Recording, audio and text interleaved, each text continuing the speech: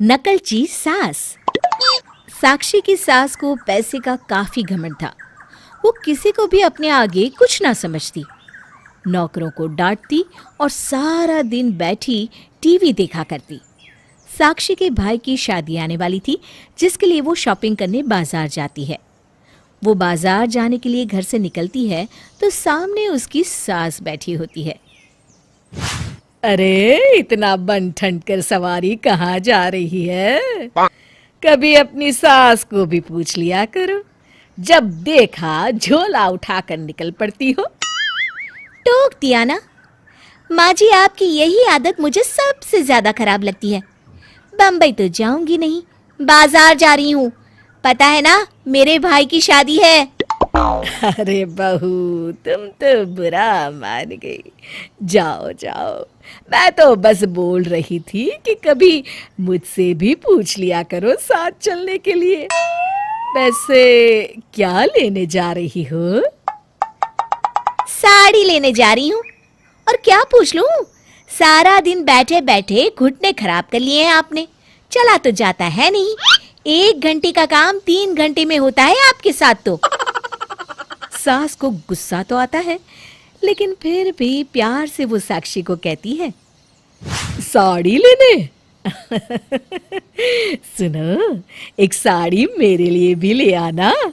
आखिर मुझे भी तो जाना पड़ेगा ना तेरे भाई की शादी में। सास जो ठहरी। साक्षी मुंह बनाती हुई, देख लूंगी, कुछ पसंद आया तो ले आऊंगी। शाम को साक्षी घर वापस आती है। ये लीजिए आपकी साड़ी, बहुत ही मुश्किल से मिली है आपकी उम्र के हिसाब से। सास साड़ी देखती है और साक्षी को भी उसकी साड़ी दिखाने को बोलती है, लेकिन जब वो ये देखती है कि साक्षी की साड़ी लाल चटक रंग की है और उसकी सिंपल, तो वो भड़क जाती है। खुद के लिए तो बड़ी सुंदर साड़ी लाई और मेरे लिए ये? तू तो रहने ही दे साक्षी, मैं अपनी शॉपिंग खुद कर लूंगी। साक्षी की सास तुरंत बाजार जाती है और लाल रंग की चटक साड़ी ले आती है। अगले दिन शाम को साक्षी की सास लाल चटक रंग की साड़ी पहनकर तैयार हो जाती है और दोनों शादी में जाते हैं, जहां सभी साक्षी की सास का मजाक बनाते हैं। अरे वाह, सफेद बाल में लाल साड़ी बहुत जच रही है। साक्षी को ये सब सुनकर बेइज्जती महसूस होती है, लेकिन वो कुछ नहीं बोलती और सास के साथ घर आ जाती है। अगले दिन साक्षी का टेलर घर में उसके लिए घेर वाला पार्टी गाउन लेकर आता है, जिसमें ढेर सारे चमकीले सितारे लगे होते हैं और वो ऑफ शोल्डर होता है। साक्षी वो पहनकर किसी पार्टी के लिए निकल रही होती है, जिसे उसकी सास देख लेती हैं और अगले दिन वैसी ही ड्रेस वो भी ले आती हैं। साक्षी की सास वो ड्रेस पहन तो लेती है, लेकिन उसे पहनकर वो खड़ी ही नहीं हो पाती है और कमरे से ही साक्षी को आवाज देती है, साक्षी! अरे ओ साक्षी, कहाँ मर गई? जल्दी मेरे कमरे में आ। साक्षी सास की आवाज सुनकर घबरा जाती है। वो भागकर उनके कमरे में जाती है और सास की हालत देखकर हैरान रह जाती है। फिर जोर जोर से हंसती है।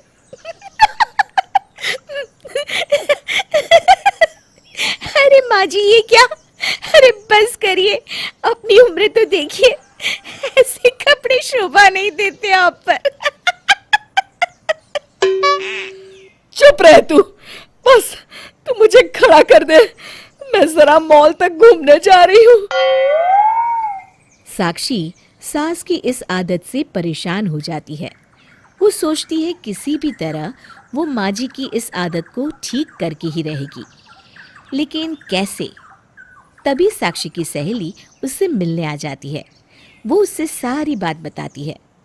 साक्षी की सहेली उसके कान में कुछ कहती है, जिसके बाद दोनों एक दूसरे को देखकर मुस्कुरा देती हैं। शाम को सास वापस आती हैं तो देखती हैं कि साक्षी एक लंबी सी हिल्स वाली सैंडल पहनकर घूम रही है। साक्षी कभी तेज चलती तो कभी धीरे, कभी उठती तो कभी बैठती। साक्षी की सास अगले दिन वैसी ही सैंडल ले आती हैं और पहन लेती हैं।